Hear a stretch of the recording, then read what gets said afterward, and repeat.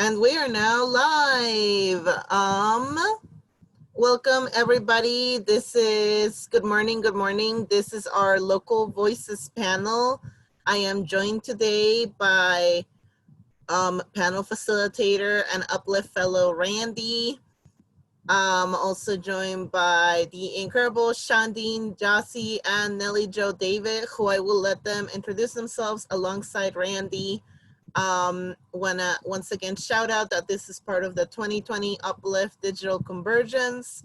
We're very grateful and humbled to have all of you joining us here today.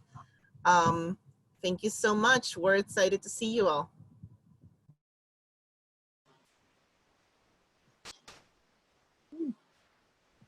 Awesome. Thank you for that, Ella. Just so reminder, or I guess not a reminder, everyone, hello, I'm Randy. I'm an organizing fellow with Uplift this summer, and it's just been an honor and super amazing and super dope to just be a part of planning and executing this convergence. And I'm super excited for this panel and the people we have on it, because I know there's a lot of really dope, amazing wisdom and work being done by these folks. So I'm just going to let it go and let them take it away so they can introduce themselves. Do you want to go first, or I'm cool with whatever?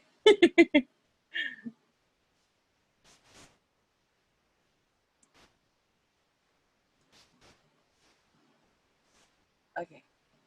Should I start? Okay. Yat e do sapo she shandin hayasik yazi yinishe ashihin nishlen ekapashichin torji dashiche yome dashinalet aguchi ego shideneto akima atamdo yome sanin nishlan tehotoa de nasha. So hello, my name is Shandine Yazi. I'm a community member of St. Michael's, and I'm also a collective member from the Get Info Shop and a COVID-19 relief worker with former allied with and affiliated with Navajo and Hopi COVID-19 family relief. But yeah, it's really great to be a part of your panel. Thank you for asking me and reaching out, and you guys are going to do a wonderful job. Well, you guys have been, but yeah. Good morning.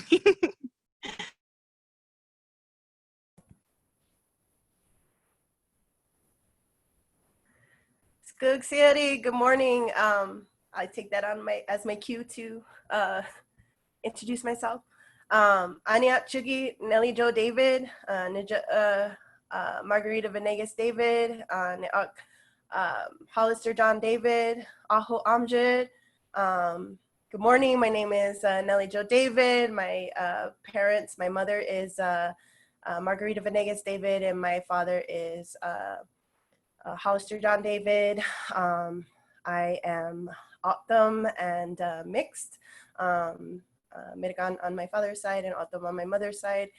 And it's good to be here today and share a little bit about what's going on the borderlands where I grew up. I'm originally from Ajo, Arizona. Ajo, as some of you know, is where currently border wall construction workers are setting up mag camps to work very quickly on the border wall. And so that is my current, well, it has been my passion, is to stop border militarization. So hello, everybody.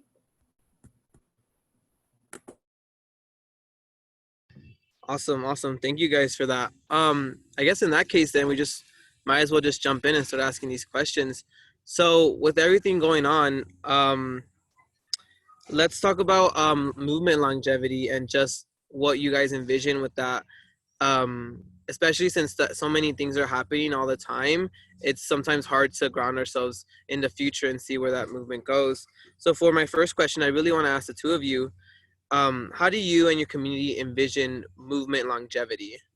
And then I'll put that out there for whoever wants to answer first can go ahead.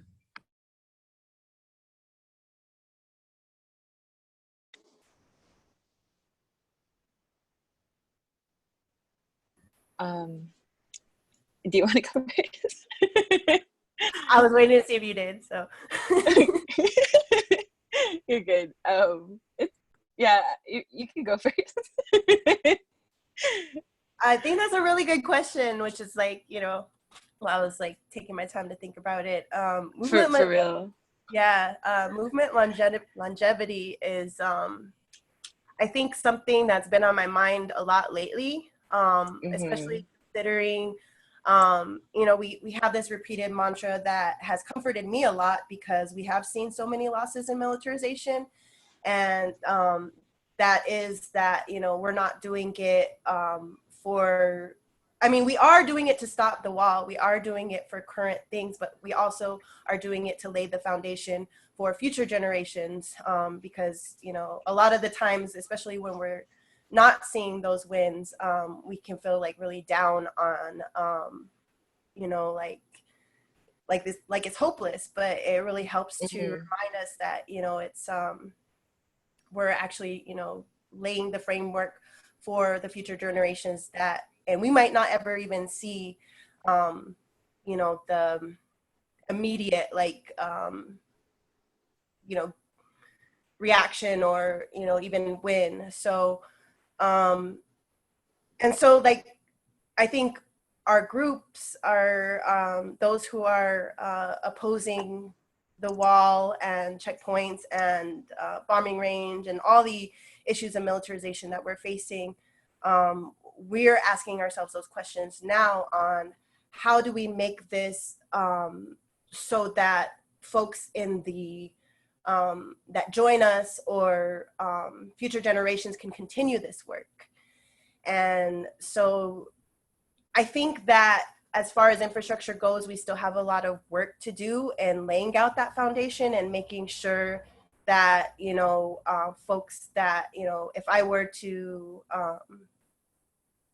not exist or be in this movement, somebody can pick up and continue this work in the future. And so I think that we have a lot more work to do, at least with the border work, in making sure that we have that, because I don't think that exists now.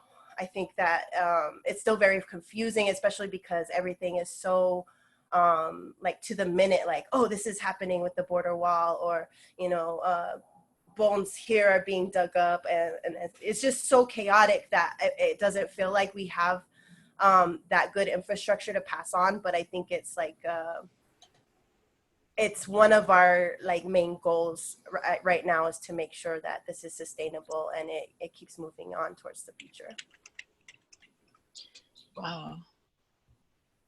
I just want to say thank you so much for doing the amazing work that you're doing, especially down there. It's exactly how I feel whenever I look on media or social media and I do see really disturbing images or videos of either my people being harassed by Border Patrol or just seeing my ancestors being ripped. And then even the significance of, the land to us and how it was desecrated by this freaking wall, And yeah, I just want to say thank you so much, from the bottom of my heart. And then also just from all the work that we're doing here, it all is interconnected. So I definitely see that, and you're the groundwork that you're laying down and all the groundwork that we're trying to do, I think is gonna definitely be very beneficial for the future generations, because they're gonna look back at this and be like, yeah, at least we stood up and fought back, So that's good. I'm glad we're doing all this amazing work. It's crazy. It's a crazy time to be alive right now too. Yeah.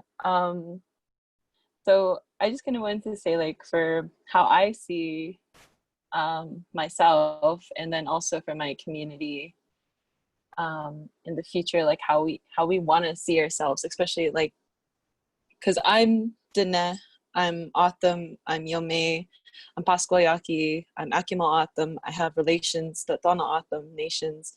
I'm just a whole mixture of all these badass tribes.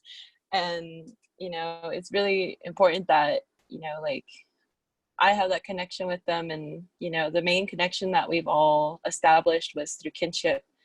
And the work that I'm doing with the info shop that's kind of what we really want to instill into a lot of our movements, or even just like working with others, is just establishing those relationships, to rekindle those relationships and to establish them so that it can last long into this like movement. And then also just like with the strength and solidarity that we have with other communities, whether they be Indigenous, Black, or Brown, or any other minority that is facing oppression currently by, you know, US imperialism or capitalist, whatever US capitalist agenda that they're on. You know, regardless, it's always exploiting us. It's always trying to oppress us constantly. And the thing that we're trying to do in my community, and there's so much things like I'm trying to learn on my own. Like right now, I want to go to school for like law, and also just like right now, I know it's like just with tribal courts, but I want to be a advocate for, you know, some of my own people who need help, like in Navajo courts. But eventually, like one of the long-term goals is I really do want to help my people legally, and just facing all these like messed up stuff. I know it's hard to find lawyers, especially that center into the things that we're doing, especially like they have to, you know, you'd run into all different kind of characters, but it'd be great to have a lawyer who's Indigenous, who knows like, you know, all the laws that are facing like, you know, internationally or state or, you know, wherever, like these whole borders, you could say. But I just want to say, like with the Info Shop and with the work that I've been doing, it's always been about empowering or uplifting our communities. And since we've been established in April 2017, it's been like an amazing process of just learning about how to do basic organizing. I definitely wouldn't have seen myself doing this kind of work when I was younger, but like, you know, like now I'm a part of it, and now I'm organizing, and we're just trying to help our people right now, especially because they're facing a lot of difficulties and hopelessness, especially with the COVID-19 pandemic situation. I think right now with our mutual aid efforts and works, it kind of got tangled up just because of the whole thing with working with what is it, like the nonprofit industrial complex, and how sometimes they can really, you know, screw you over, or like really just mess up your work and the flow that you're going through. And I don't want to say too much because I don't know if they might do something to us, but they've been really threatening us, and just, I'm talking about Navajo and Hopi, but that's a other relief work that we've been a part of, that they've been supplying us food, and something happened where now they're just being like hella gatekeepers, and it's just so ugly. But we're still doing the work that we're doing based off of like the mutual aid efforts from our communities. Like, you know, we've had amazing people donate like PPE kits and everything, and you know, that's what I mean, like that's some hardcore solidarity. Is like, you know, one person that has like millions of dollars doesn't show up for you, but whoa, look over here, like there's so many communities from different like parts of the United States, a part of the world. Like it was so nice to know like people from China, like of all places, like Beijing, sent us some masks, and they were like, oh, this is for your people, like thank you. And I was like, what? And then there's like other people from like, you know, First Nations, and even from Mexico, like Ecuador, like, and like way down, like, you know, people sending us kits, and I'm like, what can we send y'all? You know, this is just so much.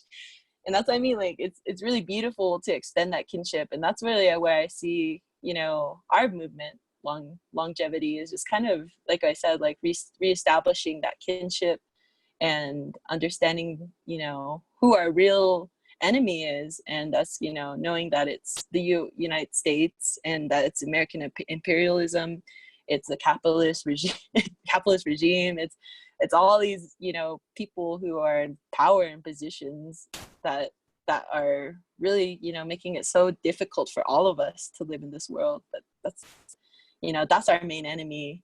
That's all I want to say.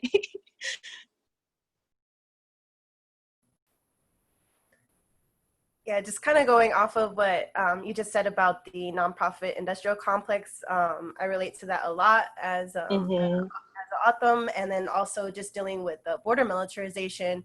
The entire time of the Obama administration, you know, well, let me actually backtrack. I got I got into border work because, you know, we're all directly affected by it, being from a border community, and I've, you know, lived border issues pretty much my entire life growing up in Ajo, and living through the prevention through deterrence time period of the early 90s throughout to now. And back during the Obama days, we had a lot of hope that Obama would put a stop to Arpaio's deportations and raids that were happening at the time. I was a young college student. And it was quite the opposite. You know, we know that Obama was one of the biggest deporters during that time. And he also, his administration, along with the Democrats, were pushing militarization very heavily. Back during that time, there was a comprehensive immigration reform bill that put billions and billions of dollars towards militarization. And I still think to that time because, and it still affects me, like the trauma from that time, because we were fighting against what should have been our own people. Because we know that, you know, many of those who are considered migrants aren't really migrants because they're indigenous to this land. And with O'odham in particular, having Tono O'odham and Hiachit O'odham on both sides of the border, we have our own people that are considered undocumented on our own territory. And so with that militarization bill that promised a status for 8 million, it didn't really, you know, there was all these caveats that would, you know, deport what they would consider so-called undesirable immigrants. And there was all these caveats that added additional layers of towers, more border patrol, checkpoint, and all these things that really much furthered prevention through deterrence. And if you don't know what prevention through deterrence, it was a policy in the 1994, along with NAFTA, that you know, the government made pretty much O'odham lands this corridor where it was thought by the government to be like this deadly place, you know, where we know that so many people are dying due to lack of water and resources. And so they made these zones a part of this whole policy. And so during that time when we were having these like neoliberal reform policies with Obama, a lot of people still, like, now that we're in the Trump era, people will look to that time as if like, oh, this was like a great time, you know, we didn't have the extremes that we're having. But no, that's not really the case. Like, it's gotten worse, yes, but it's gotten worse because in that neoliberal time before, they were setting up these mechanisms such as the detention centers, such as the militarization. For example, one example is in 2010, my community of Ajo, 10 miles away, we got a huge border patrol facility in Y, Arizona. And because of that huge facility, they're able to cater to more militarization mechanisms. They're able to help the wall workers with that infrastructure because the town is already militarized. It was militarized during that time before. And so that leads up into the horrible things that we're facing now. We wouldn't have that infrastructure if we wouldn't have had democratic complacency in the time period before. So thank you for really bringing up the nonprofit industrial complex. It's been an ongoing issue. And then, you know, now with facing the wall, it's even more complicated because we have all these new narratives of folks that just jumped in at the point where Donald Trump got elected.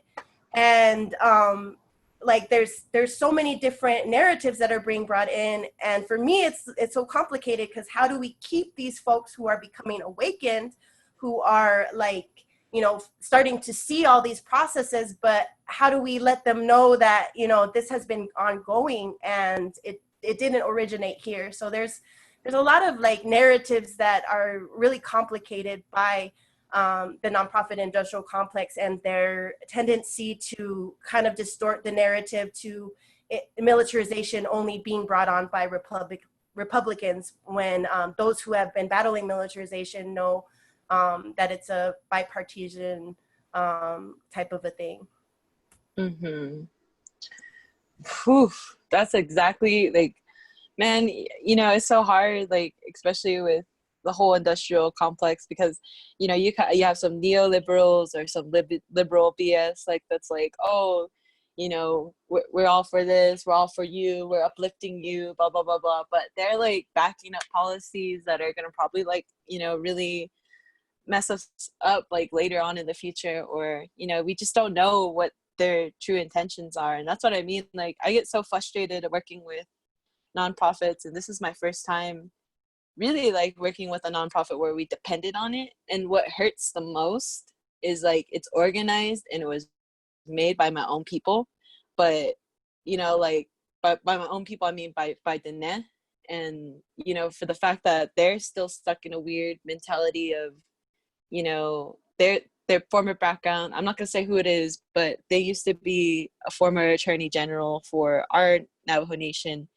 And, they know laws, they know how the legal work side of it works. But I'm telling you, like, they're kind of thinking in a way where there's, I don't know, I don't really want to call it like,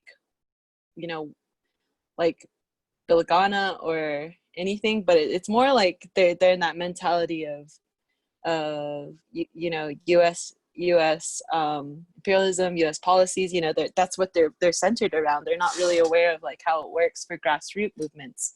And that's kind of one thing like I always want to encourage young people is like, don't follow people that are like already politicians or in political fields. Like, maybe some are like like maybe had a background in the past, but really do your research and find out who your peeps are, because sometimes you may never you may never know.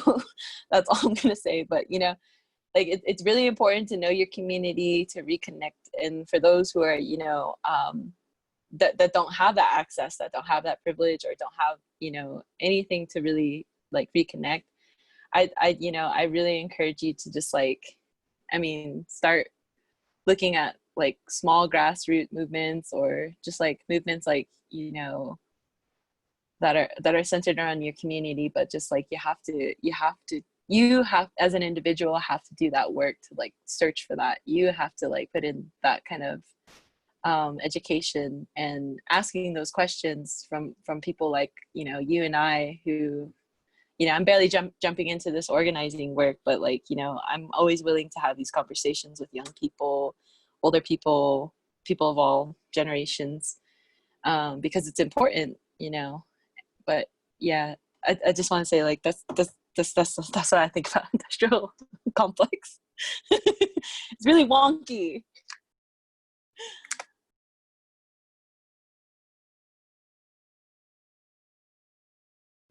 Awesome. Yeah, I'm loving your guys' answers. I think when we envision or talk about like movement longevity, it's really important to like think about who's actively working against that longevity, right? So it's important that we mention things like nonprofit industrial complex, white supremacy, the United States government, border patrol, lack of access to healthcare and stuff like that. So I think that's really important in those conversations, and I'm really, really grateful that y'all are bringing this up. um and I also think that when we also like think about longevity, we also have to, I think that the work y'all are doing right now on the ground, I think that in itself is a very like radical way of envisioning movement longevity. Because like, for example, Nelly, with the work you're doing on the border and destroying it and preventing it from being built, right, that is tangible work that helps us envision like a world without borders, right, a world without like a white supremacist governments, and Shandine, when I hear of your mutual aid work, it makes me think of how like tangible work that envisions a world, where we take care of each other, where outside forces um through their action or lack of action don't affect the health of our community, right? So segueing from that into my next question is kind of the biggest thing that's kind of arguably, there's so many big things happening this year, right? And there's so many stuff going on all the time. But one of the biggest obstacles communities everywhere have been facing is COVID-19. So I just wanted to talk a little bit and touch more on it and kind of get your guys's stories and your guys' perspectives on COVID-19 and how it's specifically affecting the very important work the two of you are doing in your respective areas. I guess I'll go. So here in the Navajo Nation, or Dinetka, we were at one time the highest rate of mortality and deaths from COVID-19. And to tell you the truth, it was really, really hard doing the work that we were doing with on the ground, putting ourselves on the front, like what you would still call like the front lines of just delivering food. It's like one basic thing like that, but it was so scary. Like sometimes I have like anxiety over like having to get tested all the time, or just being like, oh my gosh, I delivered to a COVID positive family and do I have COVID now? And it was just like a constant like worry. But to do the work that we've been doing since the beginning of when it's first hit, like I just want to say shout out to like Kyle and Adam, who are like two local community members of like Fort Defiance where I grew up. They held it down first by just like knowing and reaching out to the community. Maybe they knew like some people, some family, and the info shop would just be like, okay, we had a food pantry kind of like stored for like a while, and we've just been sitting on like non-perishable foods and items, and we just kind of like gave it to them to give to the communities of Tohatchi, to Fort Defiance and St. Michael's. And just to give a little kind of like geographic explanation of the Navajo Nation, it is the size of what like West Virginia. It's like so many acres of land. Just like I don't know the exact number, but like the Navajo Nation is the largest nation besides Dona Atom, the second largest. Maybe not anymore because Oklahoma, got our land back. But yeah, that's like we're doing such hard work, and how the Navajo Nation government and how we kind of like we're working with it was kind of like how it's set up is there's different regions. So there's like Western or different agencies. So there's Western Agency, Central Agency, Chinle Agency, Fort Defiance Agency, blah, blah, blah, blah. Like there are different communities mapped out on the whole Navajo Nation. So specifically, we were our community of Fort Defiance Agency, which would be like kind of like it's like St. Michael's, Winderock, and like it's a pretty big. I don't know if you ever have like the opportunity to just look at the Navajo Nation map, look up agencies, and you'll know like how far geographically we had to like drive. And I'm telling y'all, like I've driven to like the boonies, which we call like the deep res, where like my car got pretty messed up. But these people don't have water, these people don't have electricity. Like my people are still living in really poor conditions, and it's even harder now because some people didn't like weren't eligible for this whole stimulus check, and there's families like who are struggling that have like more than 13 members within their household, and say somebody got COVID, everybody got COVID, and they're all battling for their lives, and they're also just trying to make ends meet just to eat or survive. And if anybody's like known anybody who had COVID, there's asymptomatic carriers who have no symptoms at all, and then there's others who like have the worst symptoms and need to like be hospitalized. And the thing about the Navajo Nation is we lack the space and resources to really help our people, like especially with ventilators. There was like a lot of like that's the other thing too, but I'll get into it like a little bit, just kind of like talking about like trauma porn, because that was, you know, like really intense, kind of like having NBC and CNN and all these other news platforms kind of just like come to our res, show a oh yeah, the Vice news thing, that was, you know, excuse my language, you know, that was messed up. Like that made me so angry. But you know, like stuff like that, like it just is like, yeah, people need to know, but like not like that, you know, where it's just like you're showing the so-called rawness of people dying. Like that's some real shit. Like people are like really still grieving over this, and they don't have the opportunity to grieve over their families. They don't have, you know, with the way that Navajo people are, we're so, you know, we love each other so much that we need to be with each other, you know, we need to see each other. And I can't even see my elders. I can't really see like younger folks. I have to like isolate myself, and you know, that does a lot to a person's mentality, and I can't imagine like what others are going through with that process. But you know, doing all the work that we are doing with, you know, the whole COVID-19, it's been really difficult. It'd be really like hard just kind of like delivering to a family member, and then like later checking up on them, giving them water because they don't have running water, and then hearing that, oh, grandma got sent to the hospital last night and she passed away, you know, and you just saw that elder like the day before and they were so happy to get water. You would have never thought like, you know, they were gonna, you know, pass up like, you know, the next day. Shit like that like really messed me up. And I just, you know, and it really, it puts you into a place where you're just like, I know my people are struggling, so like why is it that my own, you know, local governments, or even, you know, we have like like almost $1 billion, and we didn't even know how to like budget that for freaking 5 months.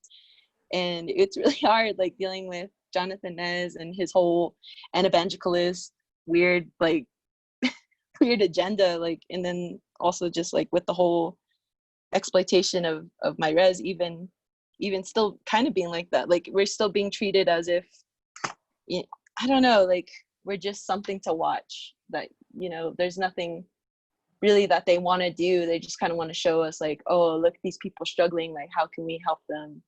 Oh, like, yeah, you could send masks and stuff, but you know, it really helped, like if you guys just gave us the powers that we needed, if you guys really instilled like helping people who are like relief workers like myself, who, you know, just needed a facility, who needed a place to stay, who needed a, you know, like support from the local governments, and not being harassed by like our police or, you know, state police or whatever because there was curfew in place, you know, that there were so many difficulties having to deal with like mutual aid and relief work.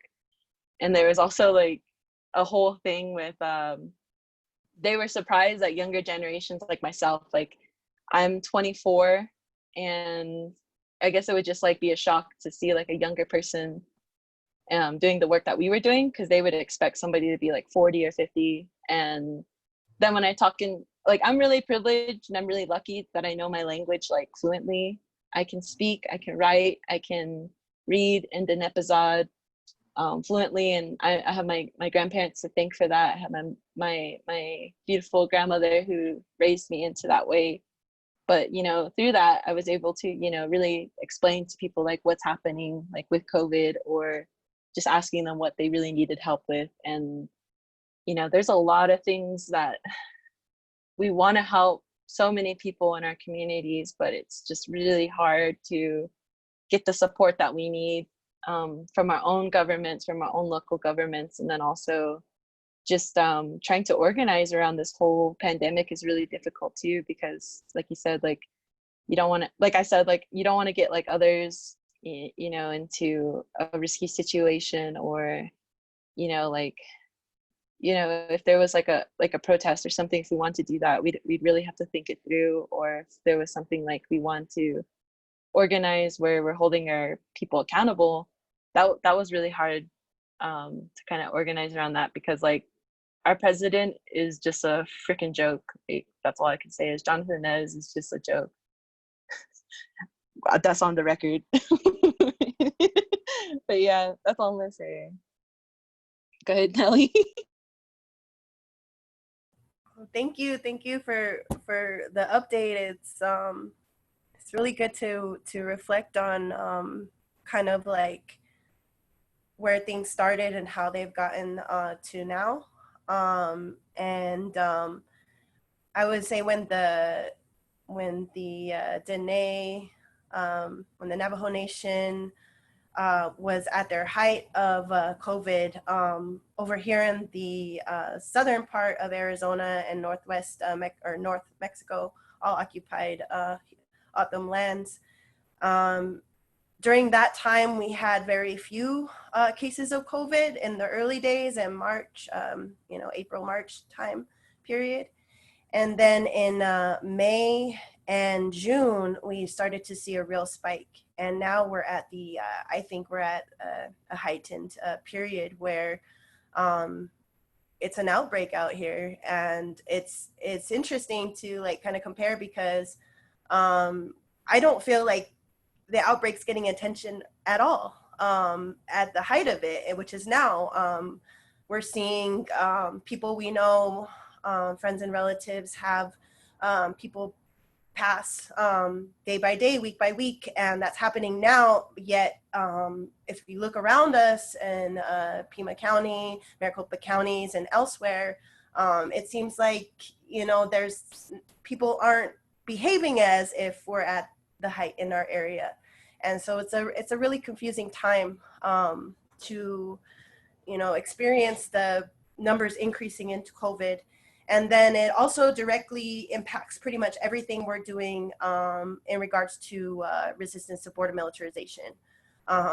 When the pandemic, at least the closures of the pandemic started, that had a really direct impact on how we would organize in this remote area in the border to protect our sacred spring, Arawaipia, otherwise known as Quito Paquito. And so we already had issues of accessibility before, and because of COVID, that changed everything on the way we're thinking on how we can resist this thing, because now we also have to take precautions not to make this epidemic increase while we're organizing, and so those factors are in play. But the other factor is the wall workers, the man camps, and how they're not following protocol and they're not keeping our community safe. We actually are dealing with the epidemic that we have now due to these man camps not being safe at the border. And I can't remember exact date, but I believe it was sometime in May where we heard about 2 or 3 border wall workers being among the first cases in the area code 85321, which encompasses Ajo, Y, and some parts of the Tohono O'odham Nation on the west side. And so we had those workers infected, and then from that time period, we had the area code in Ajo just grow exponentially with COVID cases. And on the ground, we were hearing from family members and friends on how wall workers were just going around town without masks. They were partying. They were just having complete disrespect for the community while we were trying to take preventative measures. And during that time, like I said, we had the numbers increase. And so there were rumors that sometime during that time, it increased to 10 or 11 wall workers having COVID. And where we're at now with the community is in the area code 85321, there's been over 80 cases in a small community. And so we're definitely having an outbreak and dealing with the scary issues accompanying with, not wanting to make it any worse, wanting to protect ourselves. Ironically, around the same time, the wall workers infected the town. Trump had a campaign, and I don't know if anybody else saw, but Trump had his campaign, and he made a statement saying that the wall was protecting the United States from COVID, which couldn't have been more BS considering that the wall workers were the ones to infect us. So you could see that PR going on at the same time, and there wasn't counter PR really. There was like a little article in the New York Times, but I don't think there was really much of a counter to that completely blatantly false information that the wall was actually protecting, from COVID, when it was completely the opposite. The workers infected us. And then not only that, but the state of Sonora and the community residents of Mexico on that side actually set up their own roadblocks and their own mechanisms to stop U.S. Folks from coming into Mexico and infecting Mexico. It was actually like the opposite issue, which, a lot of folks kind of predicted this would happen. Is this wall really to keep folks out? Because, we're actually seeing this time period where, we had white folks trying to flee into Mexico, bringing their diseases into Mexico, and we had, this happen. And with this counter narrative of, this complete opposite thing, oh, we need the wall to prevent disease, when it's actually, spreading it. So we had COVID cases increase in our community while workers spread it to folks. We are experiencing community loss due to COVID affecting friends and family members. And then also, in the mutual aid realm, so the Anti-Border Collective has been really inspired by our relatives up north doing mutual aid work. And so we've been talking about wanting to get like a really good, tight mutual aid program started. But we are lacking in infrastructure. We don't have those resources. We don't even have like a building to store, pantry items or things like that. So, so we have had a lot of issues and trying to get off the ground and maybe even work with the nonprofit industrial complex in getting resources. And then we've also had folks who have been doing these doing mutual aid programs shut down because some of their members have gotten COVID. So it's a really stressful time right now, being in our area, facing the wall, trying to resist the wall as it encroaches on our sacred spring, and they're blowing up places where we have ancestral remains. So we're trying to battle this great desecration during a time of an epidemic. And to put it lightly, it's affecting everything and affecting our movement. So it's very much a factor in how we continue to approach the wall building. We want to, show a force, show that we are united in opposing the wall, but we also have to take in consideration our health and safety. And so how we can do that is greatly affected by this pandemic. And so, we really have to consider that, exposing our relatives across the border, all these factors into consideration. But I think that it might help to, really highlight how these workers, these man camps, these wall workers, are spreading diseases. They're, not keeping our community safe. They're doing the opposite. So like, as far as information goes, it's been a frustration that they're using the pandemic as a reason to build the wall, when it's, doing the opposite, and really putting our community in danger in regard to how much wall workers have exposed everyone and is not helping the problem.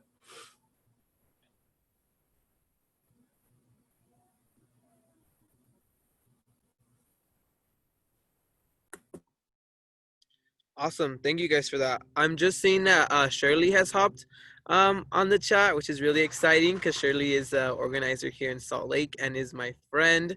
So I'm really happy to see them. Shirley, I don't know if you saw the message, but we're currently talking about COVID-19 and the way that it's affected our organizing work. So I'm going to pass it over to you so you can introduce yourself and then speak to the question if you'd like to. Hi everyone, my name is Shirley, she, her pronouns. Apologies for being late. So the work with Justice for Bernardo, it's been really tricky.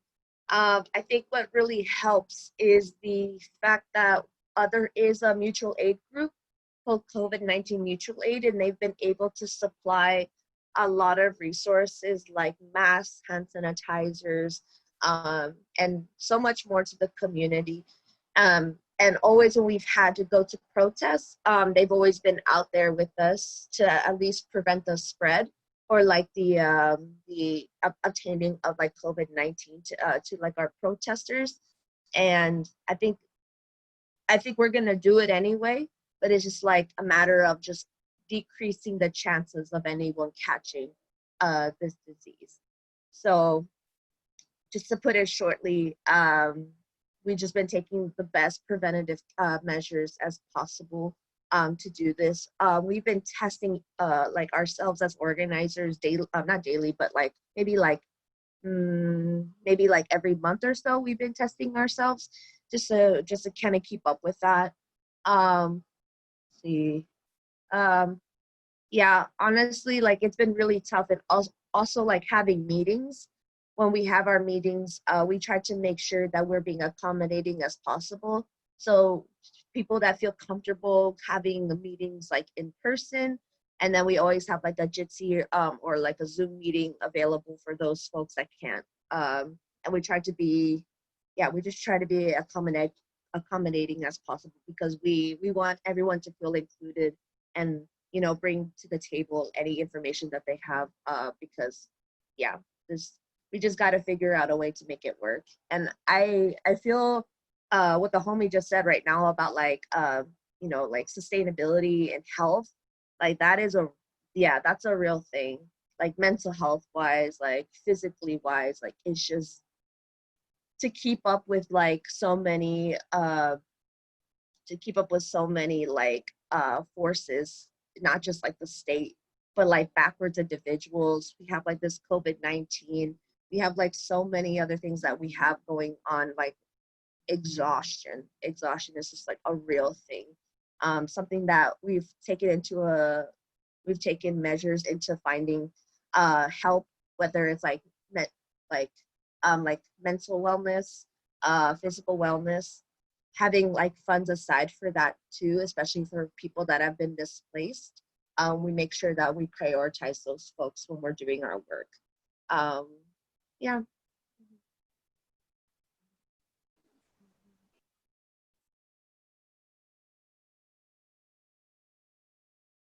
Awesome. Thank you guys all for speaking truth to the ways that this virus is just like honestly just like destroying our communities and the various beautiful ways of resilience that you guys are fighting that.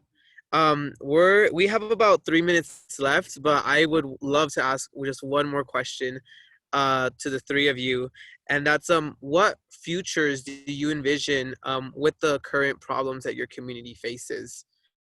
I guess what I'm trying to say with that is with everything going on, with the current battles that all of you are fighting in your respective areas, what does the future look like to you? And you can answer that in both like a practical or like a literal sense, or you guys can take it in a more like hopeful direction, like what do you hope to see in the future, or or yeah. Yeah, I'm gonna pass it over to y'all.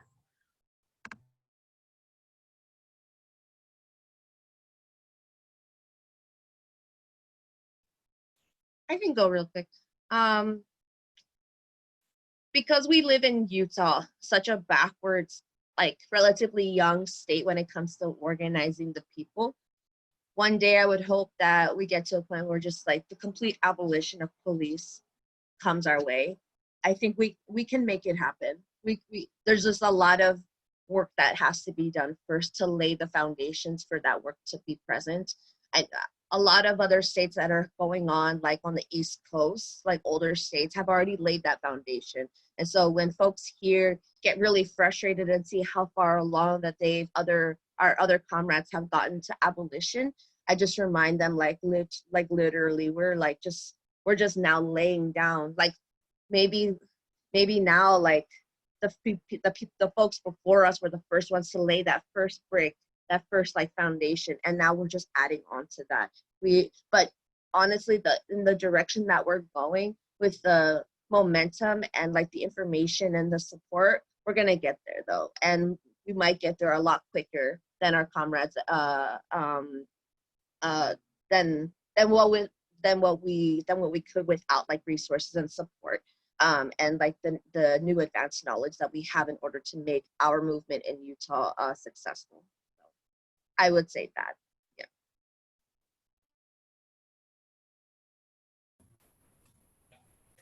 So I think I can go next. I think that being a part of the Ottomante Border Collective, our goal would definitely be to dismantle borders and barriers, and with that, or even without it, be able to connect with our Ottom relatives in Mexico, and continue ceremony, or revitalize it, bring it back in places that it hasn't been. And then also, the places where we view now, we think of as Organ Pipe National Monument, which is Park Service designated during the Roosevelt era, or Cabeza Prieta National Wildlife, or the Barry Goldwater bombing range. Those are all areas that are Hiachit O'odham landscapes, where we had run connecting our Akimel O'odham relatives up north, down to the south. That's where the bombing range is and Park Services. So no longer recognizing those areas as a bombing range, or Park Service land, or even Ajo as a settler colonial town, and recognize it as Moiguahia, as the original names of the mountains, the original names of everything. And recognizing the history, the land, the long history of our people. And it's like I'm a fan of dystopian fiction, so I'm thinking of the Hunger Games, that missing district, or that they were said to be extinct, but they're not, and that's how I see it as Hiachit O'odham. And we have Hiachit O'odham in both, or in maybe all three of our federally recognized tribes of the Tohono O'odham Nation, Gila River and Salt River. We have Hiachit O'odham within all those districts. So it would be amazing to get support from our own people, in the future, to have our own Akimel O'odham, Pipash, Tohono O'odham relatives all recognize that Hiachit O'odham exists and have a voice, and support that we are a people without those illegal borders and barriers that currently exist. Woo! That's how I feel. I like the whole the random District 6, like the whole districts. I was like, yo, that's so cool. That's exactly how it'd be though. Just for the futures I see and that I want to see or envision with the challenges that we're facing. Right now, all I can say is with the work that we're doing, because we have a wonky relationship with the nonprofit group, we're still trying to keep our autonomy with them, even though they kind of disrespected it in a lot of ways. But we're still going to try to keep that autonomy with them, because we do need the resources and we don't have that access.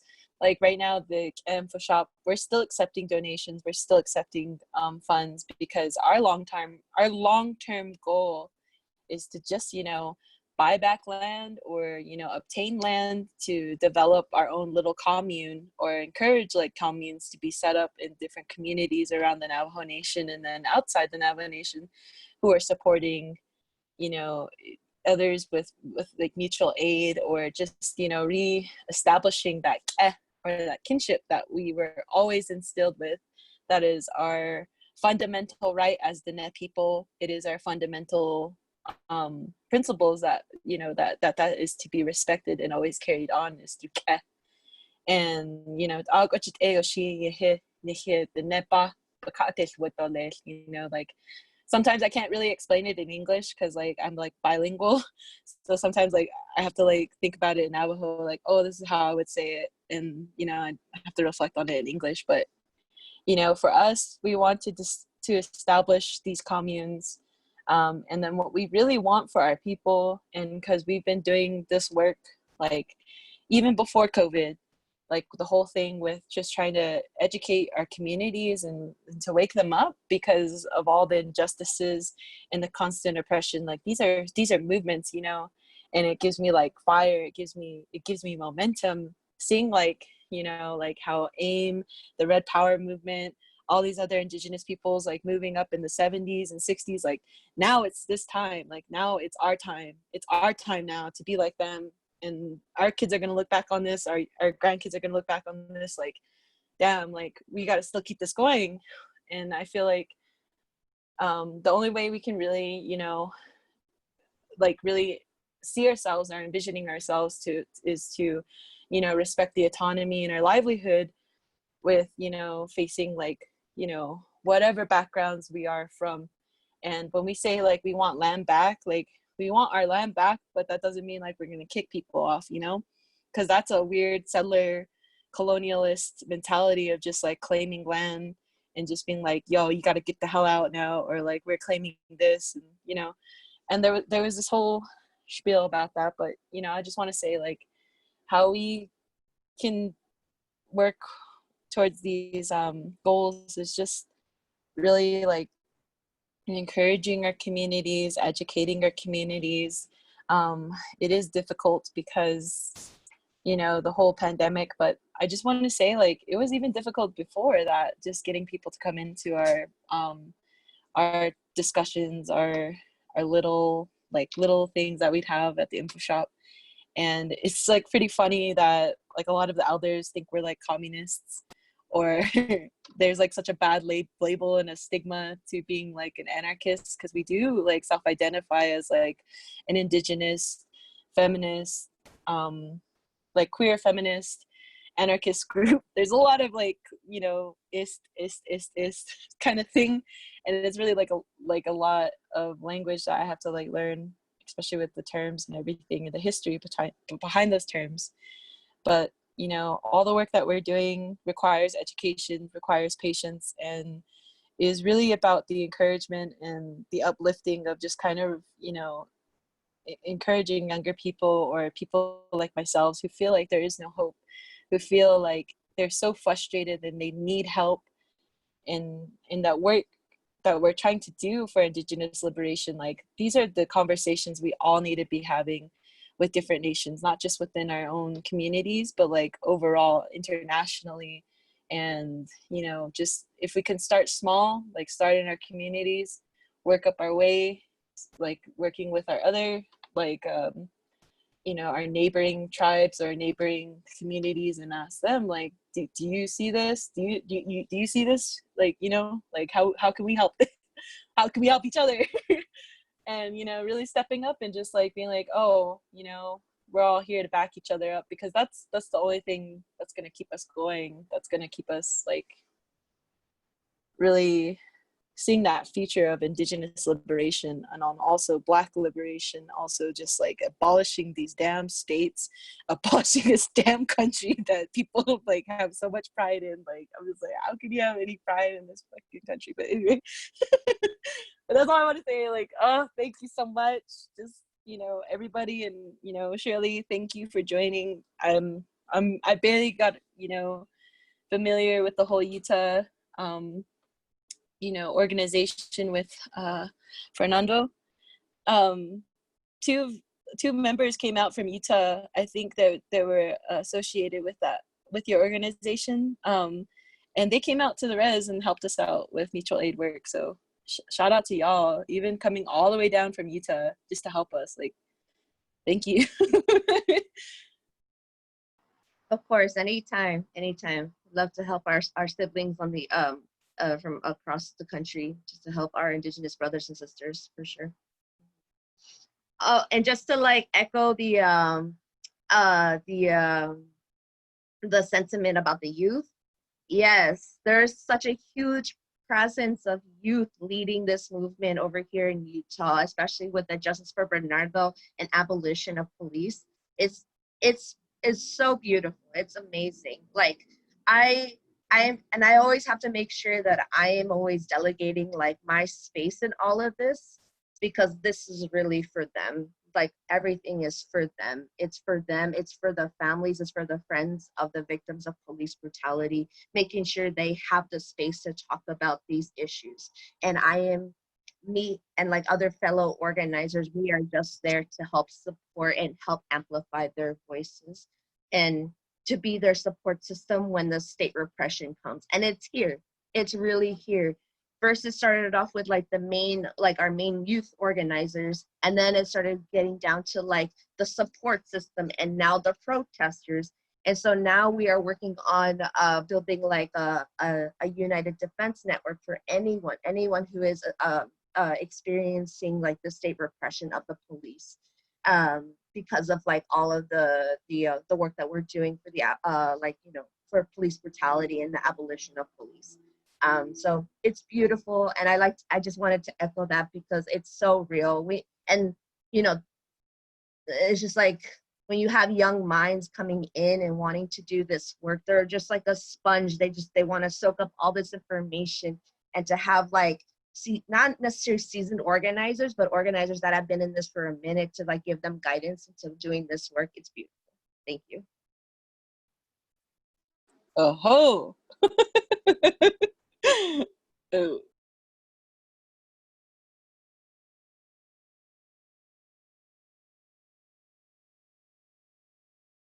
Awesome. Thank you guys for that. Thank you so much for all of that. Thank you, Nelly. Thank you, Shandine.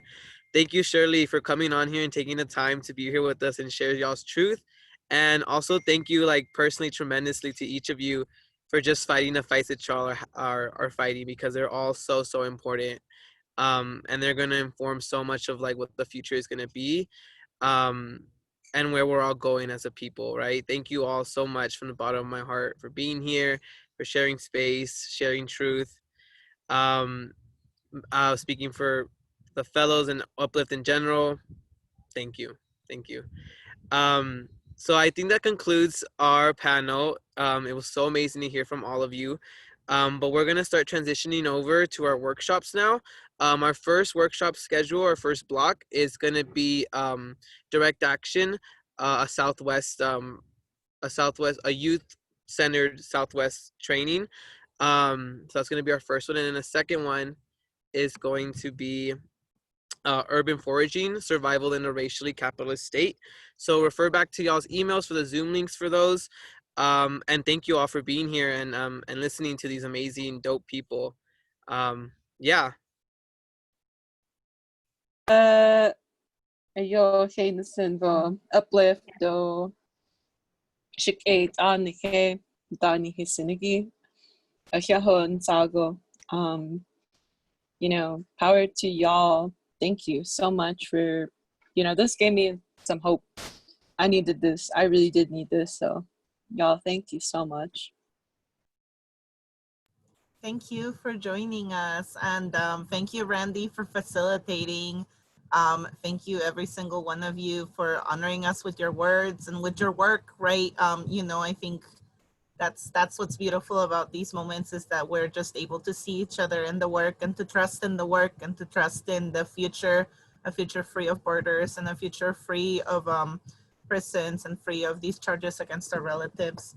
I'm gonna go ahead and close us out of this session now, and we'll go ahead and see you in some workshops, hopefully.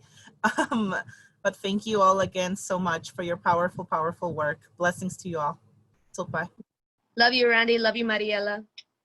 Love you, Shirley. Bye. Bye. Thank you guys. You're amazing.